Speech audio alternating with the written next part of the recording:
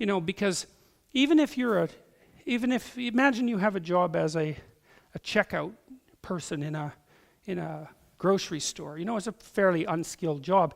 You can be some miserable, resentful, horrid bastard doing that job, boy. You can come in there just exuding resentment and bitterness and making mistakes and making sure that every customer that passes by you has a slightly worse day than they need to, right? And pilfering time and perhaps pilfering goods and being resentful about the people who gave you the position because they're above you in the dominance hierarchy, and talking, bad things, gossiping behind the back of your coworkers. It's like you can take your menial position, self-described, and turn that into a very nice little slice of hell. That's for sure. And you go into places like that. I always think of the archetypal diner in that way. You guys have been in this diner. There's a really good opposite diner, and there's a great video on YouTube. It's Tom Waits reading a poem by Bukowski. And I think it's called Nirvana. And it's about a good diner that he happened to visit, Bukowski happened to visit when he was on a bus when he was a kid. A diner where everything was going well. And you could listen to that. It's great. I think it's great. But this is the opposite diner I'm thinking about. So you go into a diner, right?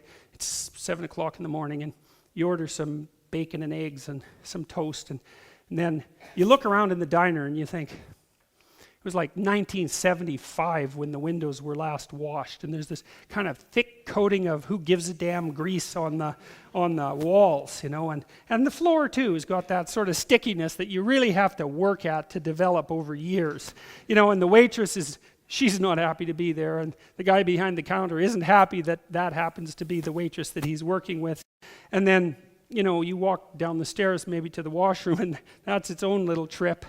And so you come back and you order your damn eggs and you order your toast and you order your bacon, and then it comes and like the eggs are too cooked on the bottom, so they're kind of brown, and then they're kind of raw on top, and they're cold in the middle, which is, you really have to work to cook an egg like that, man, but you can master that with like 10 years of bitterness. You teach you how to cook an egg like that.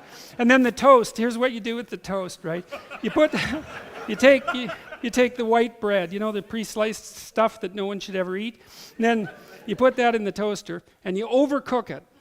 And then you wait, and then you pop it out of the toaster, and then because it's overcooked, you scrape it off, and you knock off the crumbs so it doesn't look too burnt, and then you wait till it's cold, and then you put cold margarine on it, because if you put cold margarine, first of all, not butter, but if you put cold margarine on it, you can also kind of tear holes in it, so that then it has lumps of margarine in it, and it's really dry except where it's too greasy. So that's like its own little work of art, man.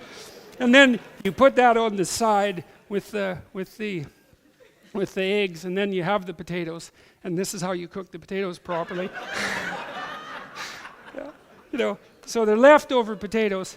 And you keep dumping new leftover potatoes into the old leftover potatoes over weeks. And so some of the potatoes they're no longer potatoes, right?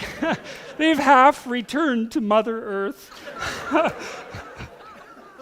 Then you flap them on the grill and you sort of, you burn them a bit, I guess, and then you slap them on the plate. And Jesus, you don't want to eat those, man. That's for sure. And that's the point. And then you have the bacon, and you want to make sure you buy the lowest possible quality bacon. That's how you start. And then you throw it on the grill, and your grill has to be overheated to do this. You have to cook the bacon so that it's raw in places and burnt in other places, and it has that delightful pig-like odor that only really cheap, badly cooked bacon can provide. Or maybe you use those little breakfast sausages that no one in their bloody right mind would let within 15 feet of anything living, And then you serve that, right? And you serve it with the kind of orange juice that is only orange in color. and with coffee that's, what would you say? It was started too early in the morning. That's the first thing. Bad quality coffee started too early in the morning, got cold once or twice and has been reheated. And then you serve that with whitener.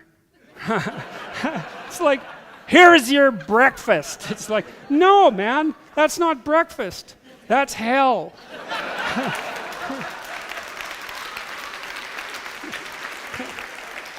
You know?